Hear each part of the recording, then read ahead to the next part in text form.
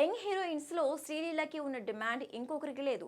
Star హీరోల నుంచి young హీరోల వరకు ప్రతి ఒక్కరికి శ్రీలీలానే కావాలనుకుంటున్నారు. శ్రీలీల నుంచి గత 4 నెలల్లో బ్యాక్ టు బ్యాక్ సినిమాలు వచ్చాయి. ధమాకా సినిమాతో స్టార్గా ఎదిగిన ఈ హీరోయిన్కి ప్రస్తుతం కష్టాలు ఎదురవుతున్నాయి. స్కంద, ఆదికేశవ, ఎక్స్ట్రాడినరీ మ్యాన్ సినిమాలు శ్రీలీల ఇమేజ్ని భారీ డెంట్ చేశాయి. ఈ 3 సినిమాల్లో శ్రీలీల పెర్ఫార్మెన్స్ జీరో అనే చెప్పాలి. ఆమెని డైరెక్టర్స్ డాన్స్ కోసం అండ్ ఆమెకున్న ఇమేజ్ని వాడుకోవటం కోసం మాత్రమే కాస్టింగ్ చేశారు.